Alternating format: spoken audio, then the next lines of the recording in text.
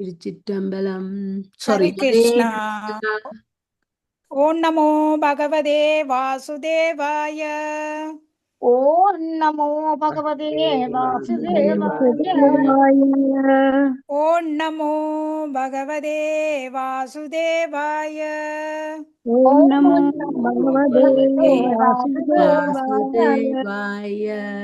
ஓம் நமோ பகவதே வாசுதேவாய.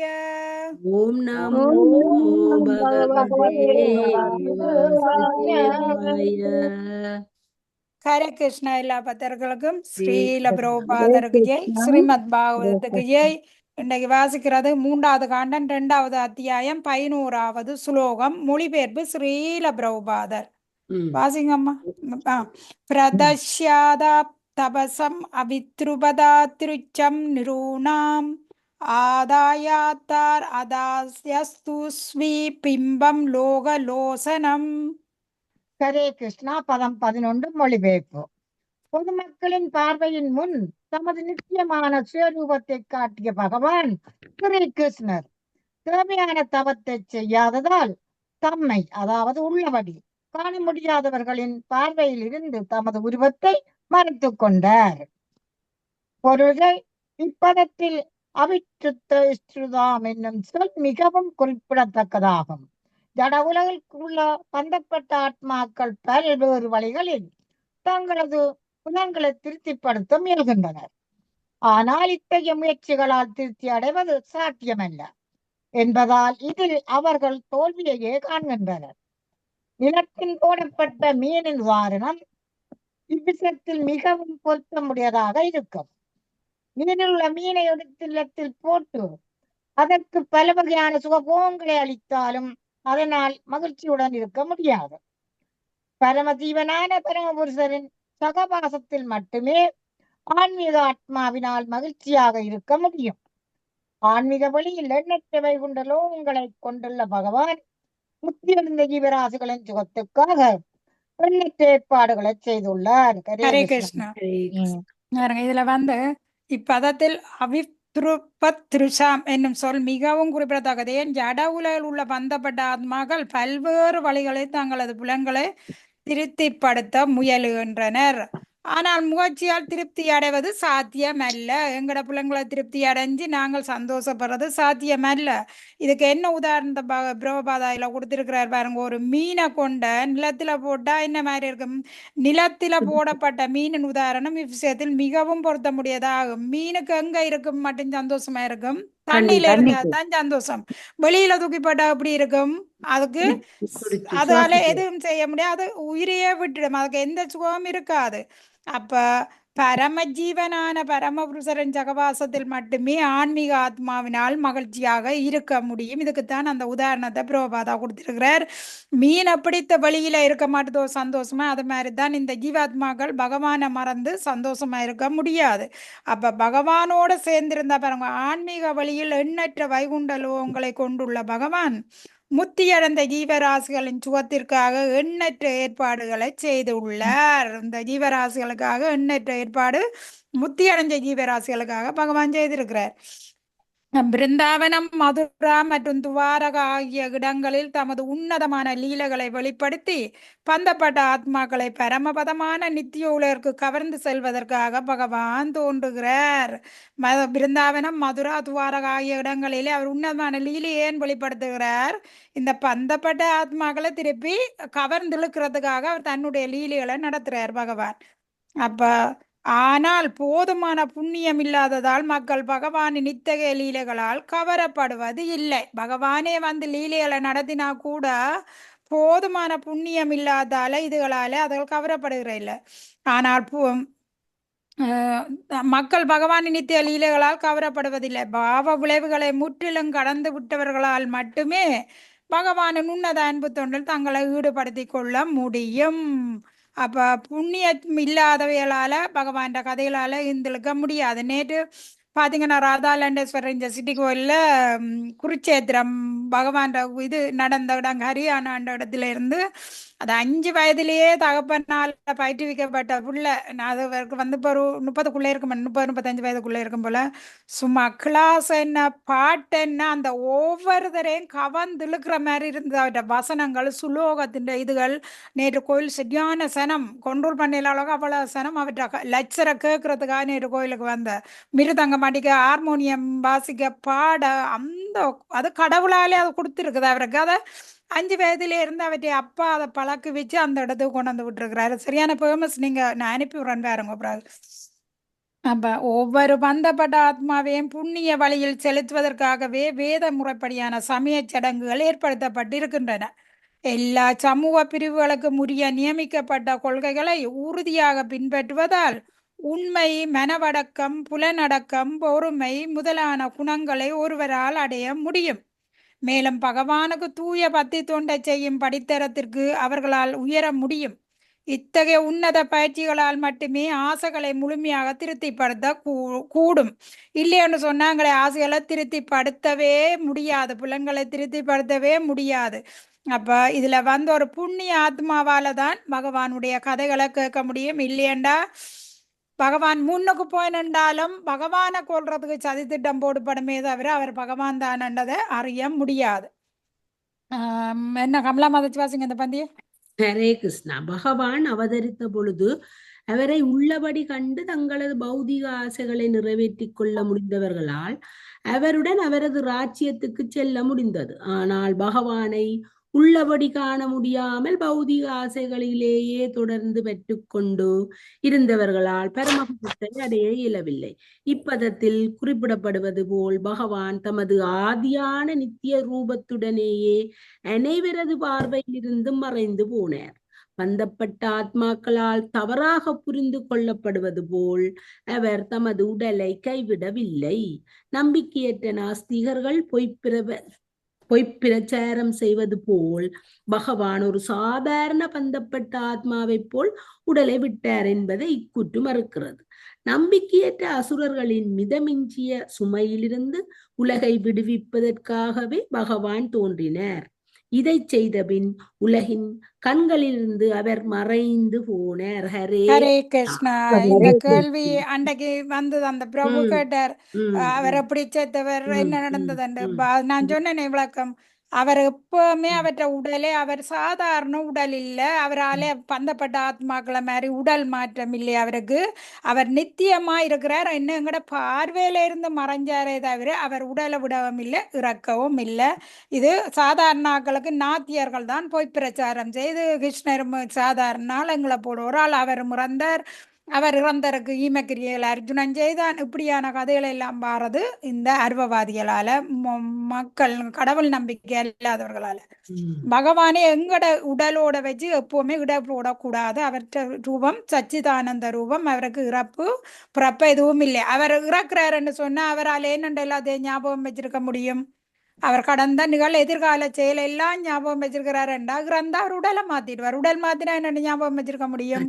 அதுதான் என்னண்டு சச்சித்தானந்த் ஆனந்த விக்கிரக. அவற்ற உடல் என்றுமே அழியாதது. அப்ப நம்பிக்கையற்ற அசுரர்களின் மிதமிஞ்சிய சுமையிலிருந்து உலகை விடுவிப்பதற்காகவே பகவான் தோன்றினார். இதை செய்த பின் உலகின் கண்களில் இருந்து அவர் மறைந்து போனார். வழியே அவர் தன்னை இதை உடலை மாத்தி போகல. ஓகே, ராணி மாதாச்சு வாங்க. யன் பரத்ய லீலௌ வைகம் ஸ்வயோக மயாபலம் தர்சயதா கிரீடம் விஸ்மாபனம் ஸ்வஸ்ய சௌ பகர்த்தே பரம்பதம் பூஷணாங்கம். மொழிபெயர்ப்பு: பகவான் தமது அந்தரங்க சக்தியான யோக மாயையினால் இந்த ஜட உலகில் தோன்றுகிறார். அவர் தமது லீலைகளுக்கு பொருத்தமான நித்திய ரூபத்துடன் வருகிறார். வைகுண்டநாதராக தமது நித்திய ரூபத்தில் உள்ள பகவான் உட்பட தங்களுடைய சொந்த ஐஸ்வர்யத்தில் செருக்குடையவர்கள் ஆகிய அனைவருக்கும் இந்த லீலைகள் அற்புதமானவையாக இருந்தன. இவ்வாறாக அவரது கிருஷ்ணரின் உன்னத உடல் அணிகலன்களுக்கெல்லாம் அணிகலனாக விளங்குகிறது. பொருளுரை: வேத மந்திரங்களில் நித்தியோ தியானம் சேதனாம் உறுதி செய்யப்பட்டுள்ளது போல் எல்லா பிரபஞ்சங்களிலும் உள்ள அனைத்து ஜீவராசிகளையும் விட பரமபுருஷர் தலை சிறந்தவர் ஆவார். அவர் அனைத்து ஜீவராசிகளுக்கும் தலைமையானவர். செல்வம், பலம், புகழ், அழகு, அறிவு மற்றும் துறவு ஆகிய ஐஸ்வர்யங்களில் அவருக்கு இணையானவர்களோ அல்லது அவரை விட உயர்ந்தவர்களோ ஒருவரும் இல்லை. பகவான் ஸ்ரீ கிருஷ்ணர் இப்பிரபஞ்சத்தில் அவதரித்த பொழுது ஜட உலக லீலைகளுக்கு சற்றே பொருத்தமான முறையில் அவர் தோன்றி இருந்ததால் அவர் ஒரு மனிதனைப் போலவே காணப்பட்டார். அவர் தமது 4 கரங்களை கொண்ட வைகுண்ட அம்சத்துடன் மனித சமூகத்தில் தோன்றவில்லை. ஏனெனில் அது அவருடைய லீலைகளுக்கு பொருத்தமாக இருந்திருக்காது. ஆனால் ஒரு மனிதராக அவர் தோன்றியிருந்த போதிலும் அவரது 6 ஐஸ்வர்யங்களில் அவருக்கு இணையானவர்களாக யாருமே இருந்ததில்லை, இருக்கவும் போவதில்லை.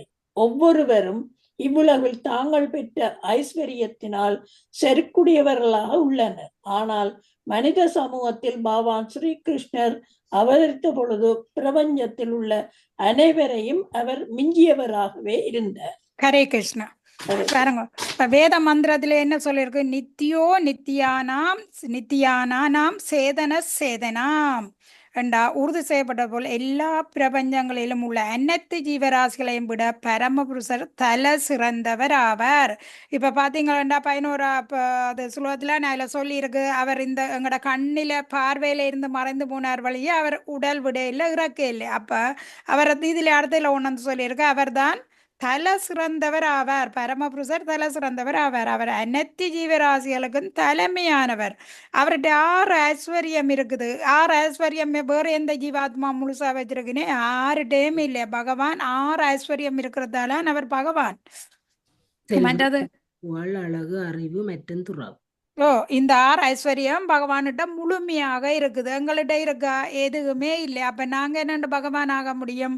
பகவான் என்ற சொல்லுக்கு அர்த்தம் இந்த 6 ஐஸ்வர்யம் இருக்கிறதான் பகவான். இந்த பகவான் என்ற சொல்லுக்கும் இந்த 6 ஐஸ்வர்யத்துக்கும் பொருள் கொடுத்தவர் பராசர முனிவர். அவர் தான் முதல் கொடுத்தவர். பகவான் என்ற இந்த சொல்லு அவருக்குத்தான் பொருந்தும். இந்த 6 ஐஸ்வர்யம் அவருக்குத்தான் இருக்குண்டு. அப்ப பகவான் ஸ்ரீ கிருஷ்ணர் இப்பிரபஞ்சத்தில் அவதரித்த பொழுது ஜட உலக லீலைகளுக்கு சற்றே பொருத்தமான முறையில தோன்றார். ஏன் இந்த ஜட உலகில தான் லீலை செய்ய வர்றார். அப்ப அதுக்கு பொருத்தமான உடல்ல வந்தா தான் அவரால் லீலை செய்ய முடியும். அவர் இந்த ஐஸ்வர்யத்தோட நாராயண ரூபத்துல வைகுண்ட லோகத்துல இருக்கிற மாதிரி இங்க வந்து அவரால் லீலை செய்ய முடியுமா? முடியாது. அப்ப மனித ரூபத்திலே அவர் வர்றார். ஆனால் ஒரு மனிதராக அவர் தோன்றியிருந்த போதிலும் அவரது 6 ஐஸ்வர்யங்களில் அவருக்கு இணையானவர்களாக யாரும் இருந்ததில்லை. அதுக்காக அவர் மனிதனா வந்துட்டார் போல அவர் ஐஸ்வர்யம் இல்லாமல வந்தார். அவருக்கு 6 ஐஸ்வர்யம் எப்பவுமே குறையில்லை. அவர் ஐஸ்வர்யம் அப்படியே தான் இருக்குது. ஆனா மனித ரூபன் மாதிரி வாரார். ஜட உலகில லீலை செய்ய இருக்க போவதில்லை. அப்ப பாருங்க, ஒவ்வொருவரும் இவ்வுலகில் தாங்கள் பெற்றுள்ள ஐஸ்வர்யத்தினால் செருக்குடையவர்களாக உள்ளனர்.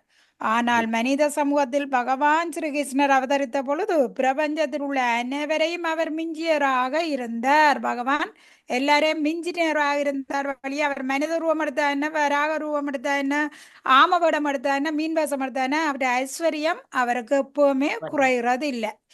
அப்ப பகவானின் லீலைகள் மனித கண்களுக்கு புலப்படும் பொழுது அவை பிரகடா என்று புலப்படாத பொழுது அப்பிரகடா என்று அழைக்கப்படுகின்றன.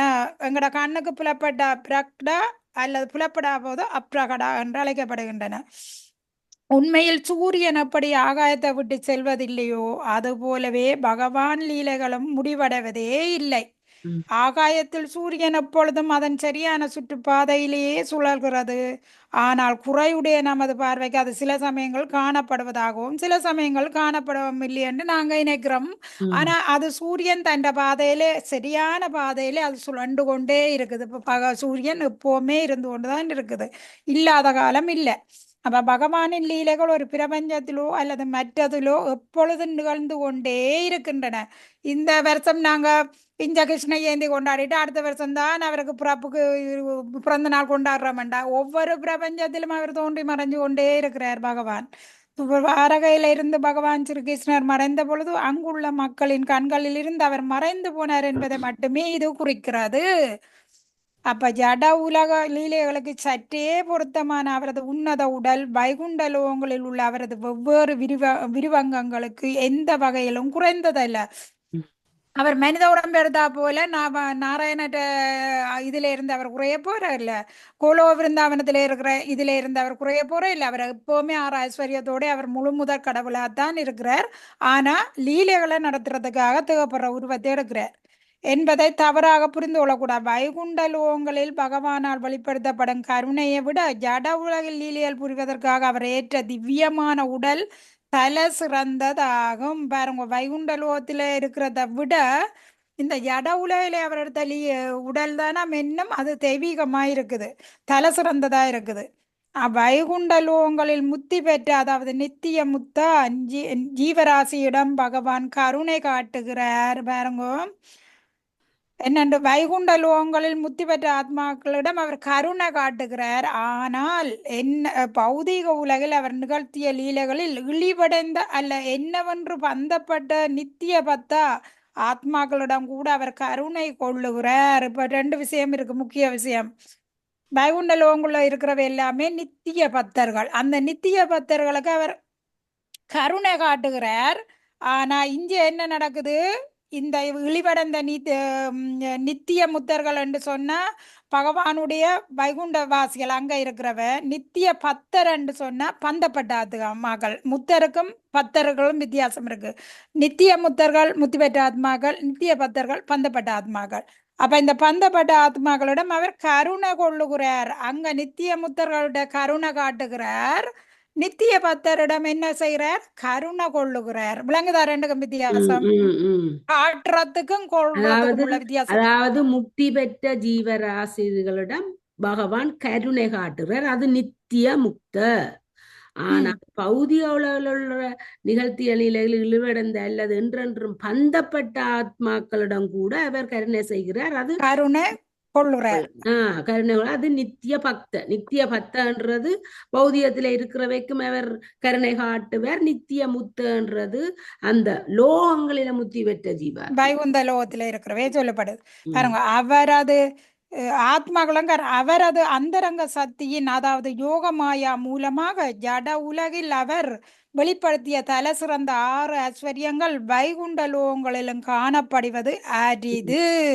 பாருங்க எப்படி இருக்கு, அவரது அந்தரங்க சக்தி அதாவது யோகமாயன் மூலம் இந்த ஜட உலகில அவர் 6 ஐஸ்வர்யத்தையும் காட்டுறது கூட வைகுண்ட லோகத்திலே அரிதாம். அங்க இவர் ஐஸ்வர்ய பாவத்தை காட்டுறதை விட இங்கதானே அவர் காட்டினார். அப்ப அவரது லீலைகள் அனைத்தும் அவரது ஆன்மீக சக்தியினால் தோற்றிக்கப்பட்டவை ஆகும். அப்ப பௌதிக சக்தியினால் அல்ல. இதெல்லாம் அவருடைய லீல பௌதிக சக்தியினால வந்ததா? இல்ல, ஆன்மீக சக்தியால வந்தது. அப்ப பிருந்தாவன் ஆமா, ஆன்மீக சக்தி அந்தரங்க சக்தி ஒன்றுதான்.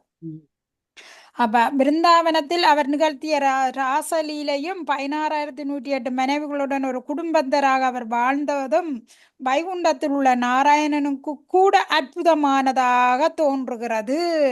அப்ப பாருங்க, பகவான் இந்த ஜட உலகுக்கு செய்த லீலைகள் தான் வைகுண்டத்தை விட பெருசா சொல்லப்படுது இங்க. விளங்குதா?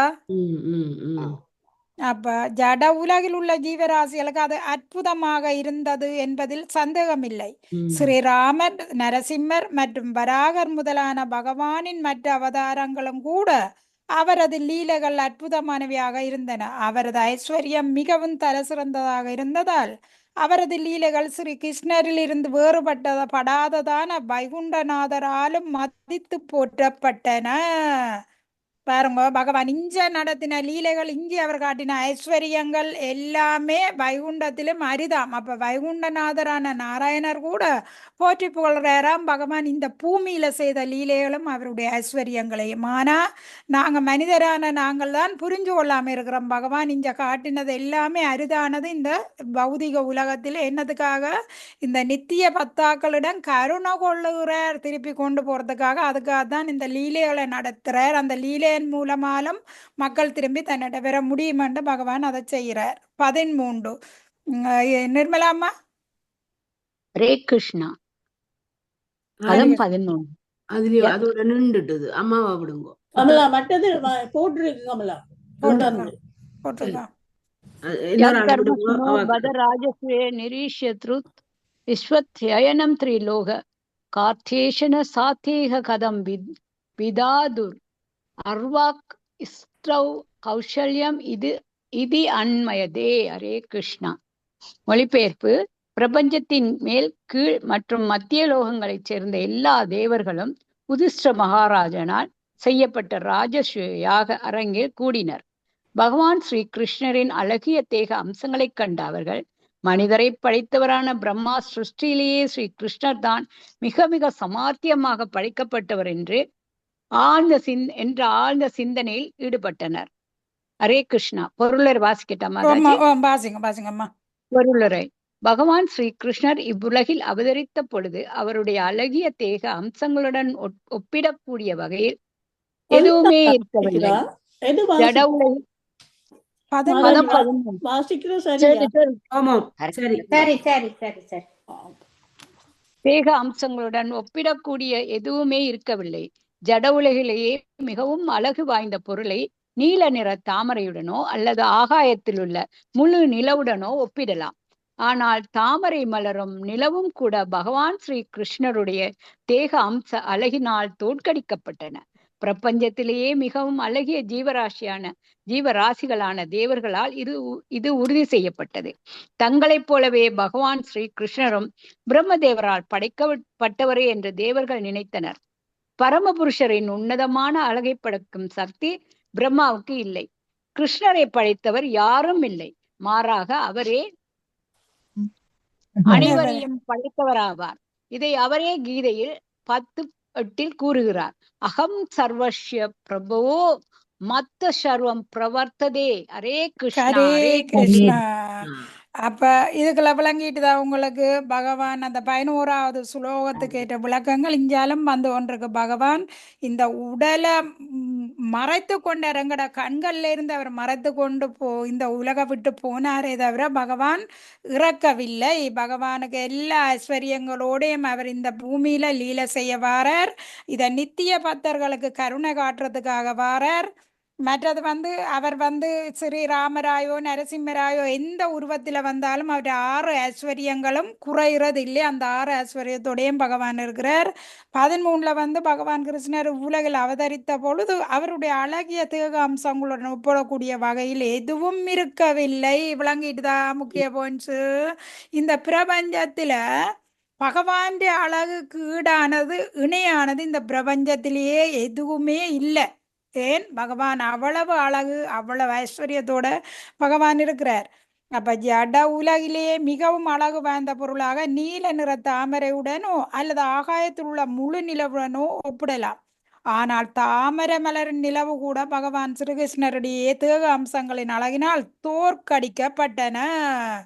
விளங்குதா? இந்த தாமரை என்றாலும் சரி, நீல தாமரையும் சந்திரனையும் விட எல்லாமே பகவான் அளவோட ஒப்பிடுக எல்லாமே தோற்கடிக்கப்பட்டுதான். பிரபஞ்சத்திலே மிக அழகிய ஜீவராசிகளான தேவர்களால் இது உறுதி செய்யப்பட்டது. பாருங்க, இந்த பிரபஞ்சத்திலே அழகு கூட தேவர்கள் அழகு கூட பகவானுக்குள்ள இந்த பிரபஞ்சத்தில் உள்ள தேவர்களை சொல்லப்படுது. அப்ப தங்களை போலவே பகவான் ஸ்ரீகிருஷ்ணரும் கூட பிரம்மதேவரால் படைக்கப்பட்டவர் என்று தேவர்கள் நினைத்தார்கள். தேவர்களை தங்களை யார் என்ன படைச்சது? பிரம்மா படைச்சார். அந்த பிரம்மா தான் இந்த பகவானையும் படைச்ச என்று தேவர்கள் இணைக்கினியாம். அப்ப பரமபுருஷரின் உன்னதமான அழகை படைக்கும் சக்தி பிரம்மாவுக்கு இல்லை. அந்த பிரம்மாவை படைச்சதார் பகவான் தான். பிரம்மா படைச்சாரே தவிர பிரம்மா பகவானை படைக்க இல்லை. பிரம்மாவுக்கு அந்த சக்தி இல்லை. கிருஷ்ணரை படைத்தவர் யாரும் இல்லை. மாறாக அவரே அனைவரையும் படைப்பார். இதெல்லாம் உறுதி செய்திருக்கு. இன்பம் மாதாச்சு 14. ஹரே கிருஷ்ணா. பதம் 14. யஷ்யானுராக ப்ளுத ஹாசராச லீலாவலோக பிரத்லப்த மானா பிரஜஸ்ரீயோ த்ரிக்பிர் அனுப்பிரபத்ரத தியோ வதஸ்து கில ஹிருதயசேஷா. ஹரே கிருஷ்ணா. மொழிபெயர்ப்பு: பிரஜபூமியின் கன்னி பெண்கள் ஸ்ரீ கிருஷ்ணருடன் சிரித்தும் நகைச்சுவையாக பேசியும் பார்வைகளை பரிமாறியும் அவருடன் லீலைகளில் ஈடுபட்டிருந்தனர். பின்னர் கிருஷ்ணர் அவர்களை விட்டு சென்றதால் மன வருத்தம் அடைந்தனர். கண்களாலேயே அவரை பின்தொடர்ந்து சென்ற அவர்கள் மதி வழங்கி கீழே அமர்ந்து விட்டதால் குடும்ப கடமைகளை அவர்களால் நிறைவேற்ற இயலவில்லை. ஹரே கிருஷ்ணா. படிக்குவா மாதாஜி? கொஞ்சம் பாருங்க. பொருளுரை. பிருந்தாவனத்தில் வாலிப பருவத்தில் இருந்த பகவான் ஸ்ரீகிருஷ்ணர் தமக்கு சமமான வயதுடைய பெண்களை எல்லாம் உன்னத அன்புடன் குறும்புகள் செய்து தொல்லை கொடுத்தவர் என்ற கெட்ட பெயரை எடுத்தார். அவர்களிடம் அவர் கொண்டிருந்த அன்பு தீவிரமாக இருந்ததால் அப்பரவச நிலைக்கு ஈடு இணை இல்லை.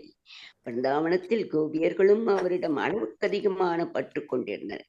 இவ்வாறாக அவருடைய அன்பு பிரம்மா, சிவன் போன்ற சிறந்த தேவர்களின் அன்பையும் மிஞ்சியதாக இருந்தது. கடைசியில் கோபியர்களின் உன்னதமான அன்பின் முன் தனது தோல்வியை பகவான் ஸ்ரீகிருஷ்ணர் ஒப்புக்கொண்டார். மேலும் அவர்களது கலப்படமற்ற தூய அன்பிற்கு தம்மால் ஈடு செய்ய இயலவில்லை என்பதையும் பகிரங்கமாக கூறினார். பகவானின் குறும்புத்தனத்தினால் கோபியர்கள் மனவருத்தம் அடைந்தவர்களைப் போல காணப்பட்ட போதிலும் கிருஷ்ணர் அவர்களை விட்டு பிரிந்து சென்ற போது அப்பிரிவை தாங்கிக் கொள்ள முடியாமல் தங்கள் கண்களாலும் மனதாலும் அவர்கள் பின்தொடர்வது வழக்கம்.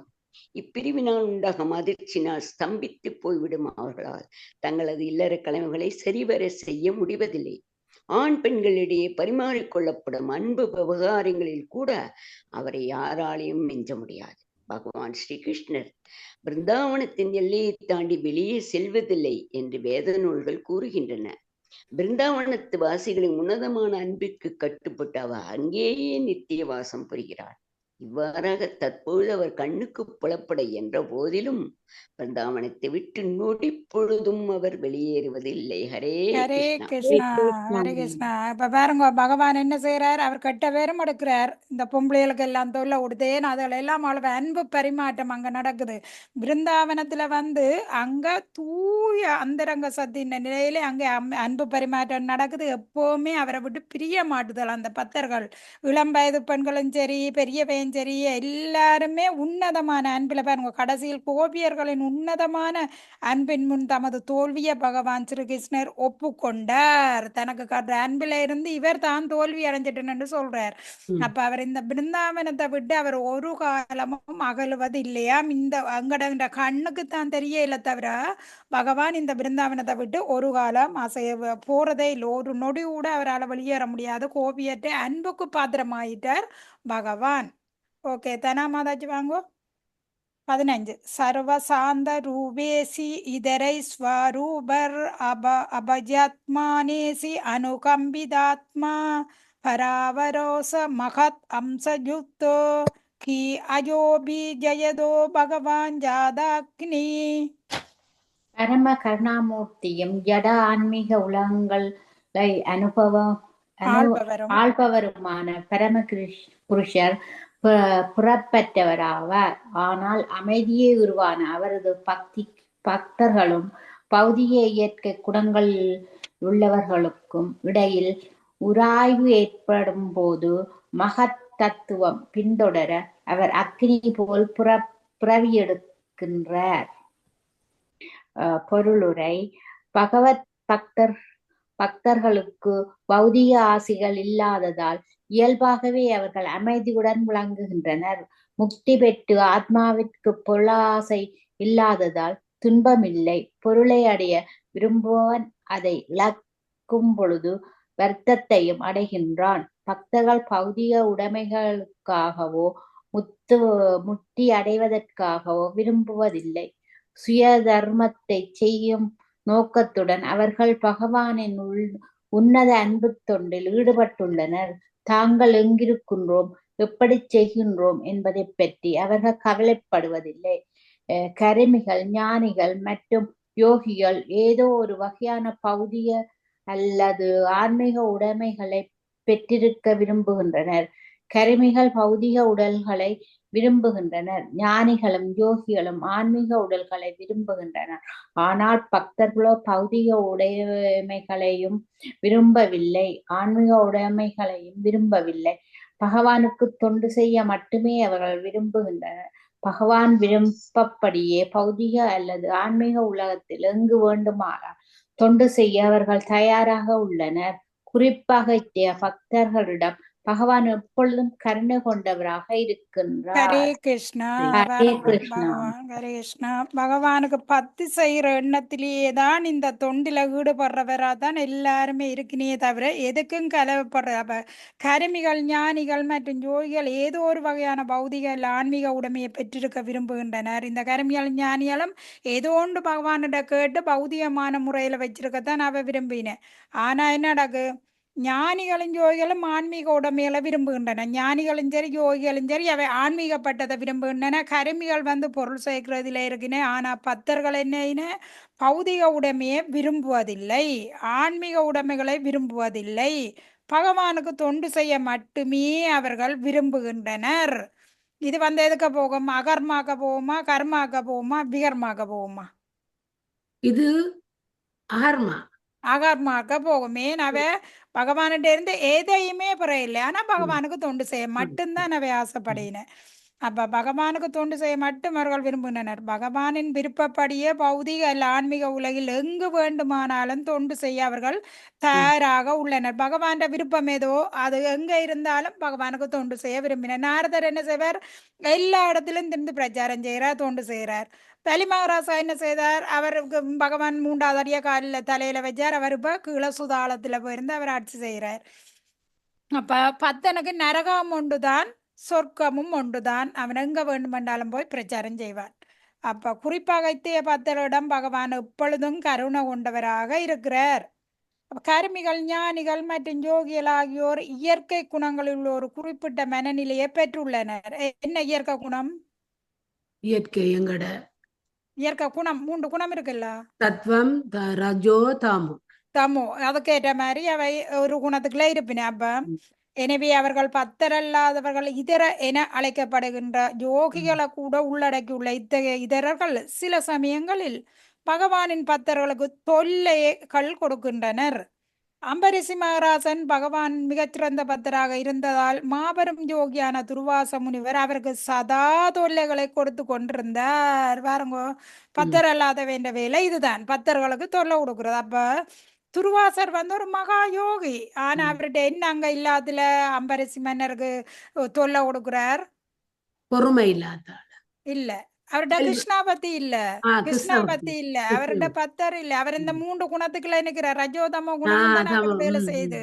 அதால அவர் பக்தர் அல்ல. அதால பக்தர்களுக்கு தொல்லை கொடுக்கிறார். அவர் கொடுத்தார். பெரும் கருமியும் ஞானியுமான இரண்யகசிப்பு தன் சொந்த வைஷ்ணவ மகனான பிரகல மகாராஜனுக்கு தொல்லைகளுக்கு உட்படுத்தினான். இந்த அம்பரிசி மகாராஜாக்கு இவர் துர்வாசர் துன்பத்தை தொல்லையை கொடுக்கிறார். இரண்யகசிப்பு மகனுக்கு துன்பத்துக்கு உட்படுத்திட்டான். அமைதியான பகவத பக்தர்கள் இதர்களால் இவ்வாறு தொல்லைப்படுத்தப்பட்ட சம்பவங்கள் பல உள்ளன. இத்தகைய தொல்லைகள் நிகழும் பொழுது தமது கிருஷ்ணா ஐயாவை வாசிக்க விட இல்லையோ? அவரை இல்லையே, போயிட்டாரு. அப்போதையே போட்டாரு. அவர் நாங்கட போய் அப்போதையே போட்டேன் முதல்ல. இல்லையோ? தமது தூய பக்தர்களிடம் கொண்டுள்ள பரம கருணையினால் பகவான் மகத்தத்துவத்தை ஆளும் தமது விரிவாங்கங்களுடன் சூழப்பட்டவராய் தாமே நேரில் அவதரிக்கிறார். பகவான் பௌதிக உலகிலும் இருக்கிறார், ஆன்மீக உலகிலும் இருக்கிறார். அவரது பக்தர்களுக்கும் பக்தர் அல்லாதவர்களுக்கும் உறாவு ஏற்படும் பொழுது பக்தர்களை காக்கும் பொருட்டு அவர் தோன்றுகின்றார். எப்ப தோன்றுகின்றார்? பக்தர்களுக்கும் பக்தர் அல்லாதவைக்கும் உறாவு ஏற்படுது, பிரச்சனை ஏற்படைக்க அந்த பிரச்சனையை தீர்க்கிறதுக்காக பகவான் பூமியில அவதரிக்கிறார். ஜட பொருட்களின் உறாவினால் எந்த இடத்திலும் மின்சாரம் உற்பத்தியாவதை போலவே பக்தர்களுக்கும் பக்தர் அல்லாதவர்களுக்கும் இடையில் உண்டாகும் உறாவினால் பகவான் தோன்றுகிறார். ஒரு குறிப்பிட்ட நோக்கத்திற்காக பகவான் தோன்றும் பொழுது அவரது மற்றெல்லா விரிவங்கங்களும் கூட அவருடன் தோன்றுகின்றன. அவர் வசுதேவரின் புத்திரராக தோன்றிய பொழுது அவரது அவதாரத்தை பற்றி கருத்து வேறுபாடுகள் எழுந்தன. அவர் பரமபுருஷ பகவான் என்று சிலர் கூறினர். அவர் நாராயணன் அவதாரம் என்று சிலர் கூறினர். அவர் சிரோதாய சாயு விஷ்ணு அவதாரம் என்று சிலர் கூறினர். ஆனால் உண்மையில் அவர் முழுமுதற் கடவுளாவார். கிருஷ்ணாது பகவான் சுயம். அவரது லீலைகளில் பங்கேற்று செயல்படுவதற்காக மற்றெல்லா அவதாரங்களும் அவருடன் வருகின்றன. மகத்தத்துவத்தை படைப்பவர்களான புருஷர்களால் சூழப்பட்டவராக அவர் வருகிறார் என்பதையே மகத் அம்ச ஜுத்தா என்னும் சொல் குறிப்பிடுகிறது. மகாத்மாம் விபு ஆத்மனம் என்று வேத மந்திரங்களும் இதை உறுதி செய்கின்றன. அம்மா வாங்க இந்த பந்திய வாசிங்க. அம்மாவே காணல. ஓகே, கமலா மாத்தி வாசிங்க. அப்பதான் போயிருக்கிறார். ஹரே கிருஷ்ணா. கம்சனுக்கும் வசுதேவருக்கும் உக்ரசேனருக்கும் இடையில் உராய்வு ஏற்பட்ட பொழுது மின்சாரத்தை போல் பகவான் ஸ்ரீகிருஷ்ணர் தோன்றினார். வசுதேவரும் உக்ரசேனரும் பகவானின் பக்தர்களாக இருந்தனர். கருமிகளையும் ஞானிகளையும் பிரதிநிதிப்பவனாக இருந்த ஹம்சன் பக்தனல்லாத ஒரு நாஸ்திகனாவான். கிருஷ்ணர் சூரியனுடன் ஒப்பிடப்படுகிறார். முதலில் அவர் தேவகியின் கற்பத்தில் தோன்றினார். பிறகு காலையில் உதயமாகும் சூரியனை கண்டு தாமரை புத்துணர்வை பெறுவதைப் போல படிப்படியாக பகவான் மதுராபுரியை சூழ்ந்துள்ள இடங்களில் வசிப்பவர்களை திருப்திப்படுத்தினார். சிறிது சிறிதாக துவாகையின் உச்சியை அடைந்த பகவான் உத்தவரால் இங்கு விவரிக்கப்படுவது போல் பிறகு அனைத்தையும் இருளில் மூழ்கடித்தவாறு சூரியனை போல் அஸ்தமித்தார். ஏன்னு போல விளக்கம் திருப்பியும் அதே தான் கூடுபடுத்த பகவான் சூரியன் மாதிரி வாரார். உதய சூரியன் மாதிரி திருப்பி அவர் இந்த உலக விட்டு மறைஞ்சு போய்க, சூரியன் விட்டு போய்க, இருள் சூழ்ந்து கொள்ளுதானே அஸ்தமிக்கிற மாதிரி தான் பகவான் மறைஞ்சாரே தவிர ஆகா சூரியன் தோன்றுது மறையுதுண்டா போல சூரியன் மறையக சூரியன் அங்க இல்லையன் இருக்கா. சூரியன் தண்ட இடத்திலேயே சுழண்டு கொண்டுதான் இருக்கா. அதே மாதிரி தான் பகவானும் ஒவ்வொரு பிரபஞ்சத்துல லீலை செய்து கொண்டிருக்கிறார் வழிய பகவான் உடலை விட்டு போகல, இந்த இடத்தை விட்டு எங்கட கண்களுக்கு மட்டும்தான் மறைஞ்சார். பிருந்தாவனத்துல நித்தியமாக பகவான் லீலை செய்து கொண்டிருக்கிறார். இப்போ எங்கட கண்களுக்கு தான் தெரிகிறதே இல்லை வழிய பகவான் மறைஞ்சு போகல, பகவான் இருக்கிறார். ஹரே கிருஷ்ணா. வாஞ்ச கல்பத்தரிசியா கிருபா சிந்து அவச பதிதானாம் பாவனோபியோ வைஷ்ணவோபியோ நமோ நமக. ஹரே கிருஷ்ணா மாதாஜி. ஹரே கிருஷ்ணா.